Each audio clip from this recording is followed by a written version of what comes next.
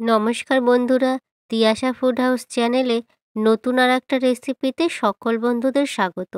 আজকে আমি আপনাদেরকে গ্রেট করা গাজর দিয়ে সম্পূর্ণ নতুন একটি রেসিপি আপনাদের সঙ্গে শেয়ার করব। আর আপনারা ভিডিওটি স্কিপ না করে অবশ্যই পুরো ভিডিওটি দেখতে থাকুন। একটা গাজর নিয়েছি, আর এই গাজরটাকে ভালো করে ছুলে ধুয়ে পরিষ্কার করেও নিয়েছি। আর এখন আমি একটা গ্রেটার নিয়েছি। এই গ্রেটার দিয়ে খুব ভালো করে এই গাজরটা গ্রেট করে নেব। গাজরের এই রেসিপিটি বাচ্চা থেকে বড় সকলেই খুব ভালোবেসে খেয়ে নেবেন। আপনারা অবশ্যই ভিডিওটি দেখতে থাকুন যে গাজর দিয়ে আজকে কী রেসিপি তৈরি হয়। সম্পূর্ণ গাজর আমি গ্রেট করে নিয়েছি।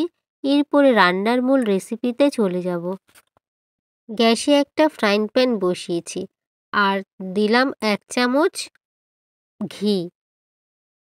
ঘি প্রথমে ভালো করে গরম করে নেব। আর ঘি যখন গরম হয়ে যাবে তখন গ্রেট করে রাখা সমস্ত গাজর দিয়ে দেব। আর এবারে ঘিয়ের মধ্যে গাজর খুব ভালো করে মিশিয়ে নেব। হালকা করে ভেজেও নিচ্ছি, বেশি ভাজবো না, মাত্র কয়েক সেকেন্ড এইভাবে ঘিয়ের মধ্যে ভেজে নেব। ভাজা হয়ে গেলে এখন দেব 1 কাপ জল।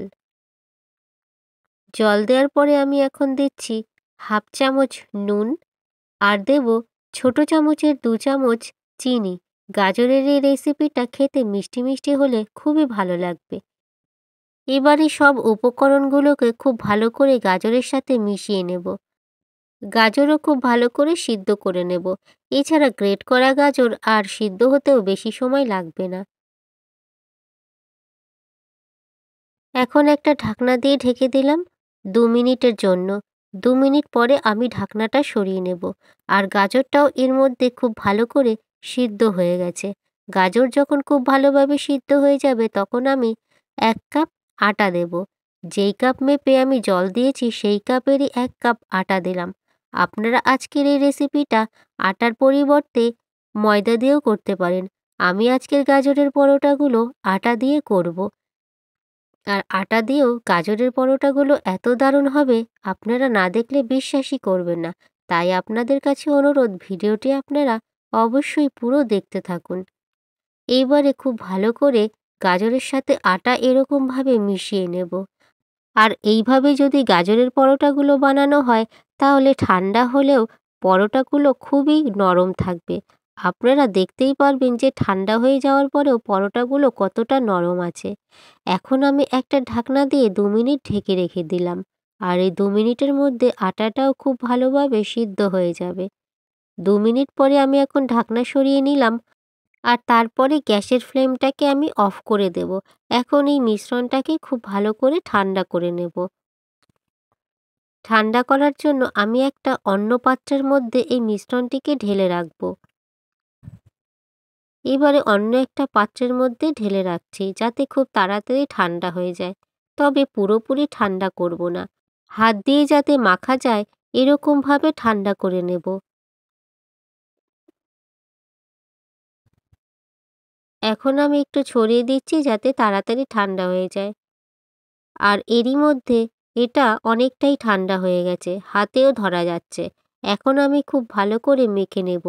এটা মাখানোর সময় যদি একটু শক্ত শক্ত মনে হয় তাহলে অল্প করে একটু জল দিয়ে মাখিয়ে নিতে পারেন। তবে সেক্ষেত্রে মাখানোটা অনেকটাই নরম হবে।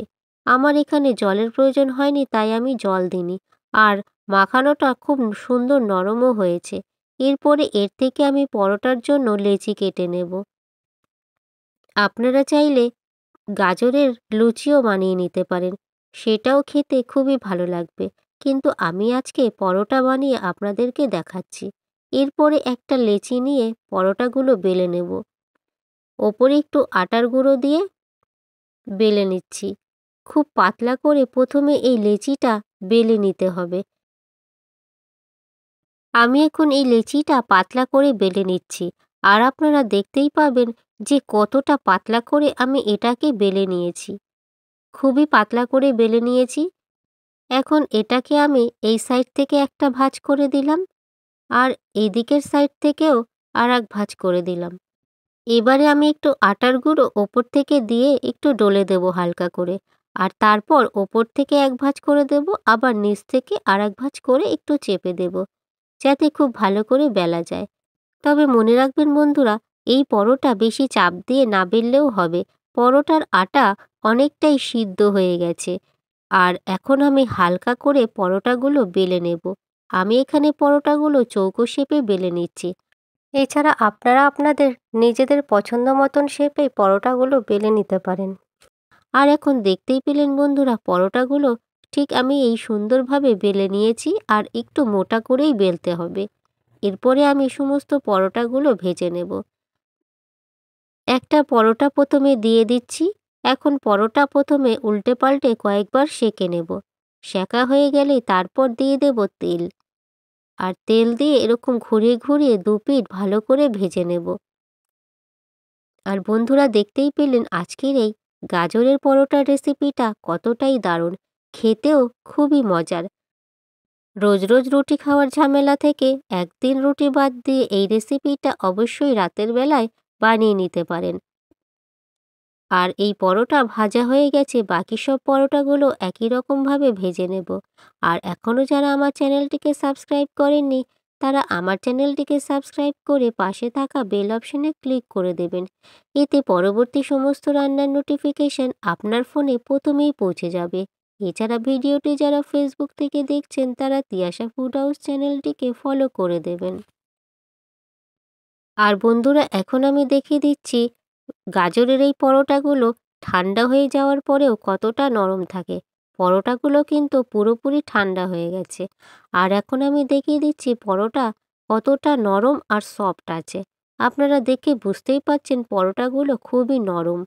আমি এরকম হালকা করে ভাঁজ করে দিচ্ছি, তাতেই পরোটাগুলো ছিঁড়ে যাচ্ছে। আর আমার ছিঁড়তেও হচ্ছে না, এমনিতেও কিন্তু পরোটা ছিঁড়ে যাচ্ছে, আপনারা দেখতেই পাচ্ছেন। তাহলে বন্ধুরা, আজকের এই পরোটার রেসিপিটা যদি ভালো লাগে, লাইক অবশ্যই করবেন। আর কেমন হয়েছে সে বিষয়ে কমেন্ট করে জানিয়ে দেবেন। রেসিপিটা বন্ধুদের সাথে শেয়ারও করে দেবেন। আর বন্ধুরা, আপনারা অবশ্যই ভালো থাকুন, সুস্থ থাকুন। এছাড়া পুরো ভিডিওটি দেখার জন্য অসংখ্য ধন্যবাদ।